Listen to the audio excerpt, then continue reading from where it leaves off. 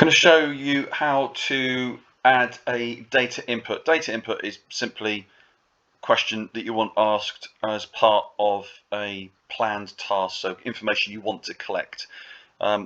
I'll give you an example of one, and I'm going to set up a data input for you now. So first of all, the data input needs to belong to a classification, an umbrella of what the question data input sits under.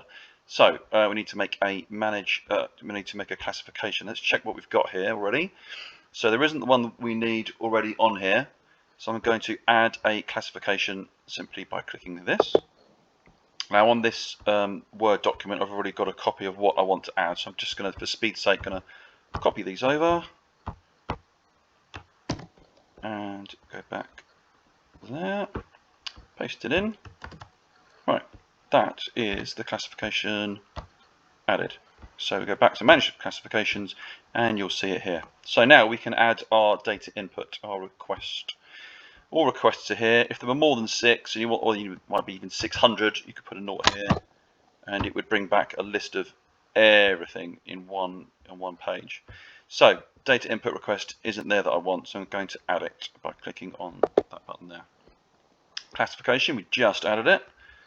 Is this one here. Now the name of the instruction I've also got a copy of here, and it's escape routes.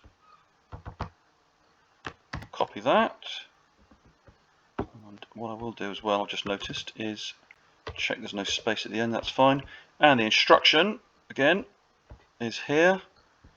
To all emergency fastening devices to fire exits, push bars and pads work correctly.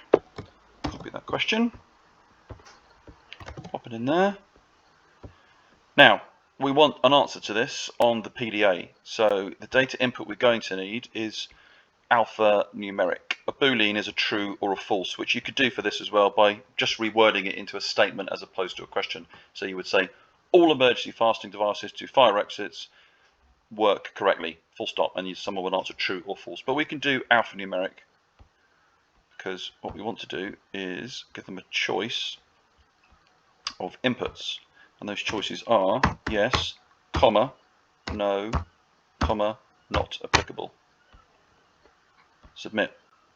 So when they get to answer this question on the PDA, those will be the 3 choices: yes, no, not applicable. Now that's your data input done. What you can also do is trigger a reactive task if the answer to this question is not as expected. So if there is a fault, then you can raise an automatic reactive by setting a data input rule. So let's add a data input rule. So if the value submitted is equal to, and in this case it would be no. Now the service group might not be set up on this, so I'm not going to set it because I don't know specifically the reactive that is required by the client to trigger on this. But you would pick through the service group here.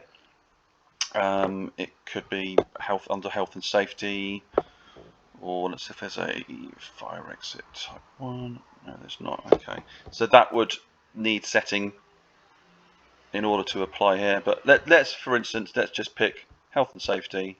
And the service item there would be, okay, it's not going to be miscellaneous, but it would be fault on required item, whatever it might be. So these would need setting before the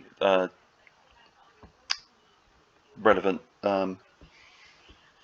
option is there to choose from. And once that's all done, so if you had saved that, you would hit submit there. You could go back to manage, and then manage requests. So this is actually the things that have been recorded, and you can look up the dates here from being inputted on the PDA. You go to manage requests and you will be able to see, there it is there. There is your data input.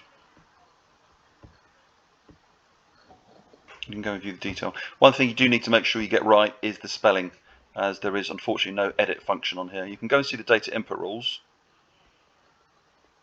Obviously we didn't set one, but that would appear here as well. But yeah, check the spelling is fully correct and the question is exactly right before you type it in. If there is an error, you'll have to email helpdesk@complyNC.com complyNC.com for it to be edited. Hope you find that useful. Good luck setting your data inputs.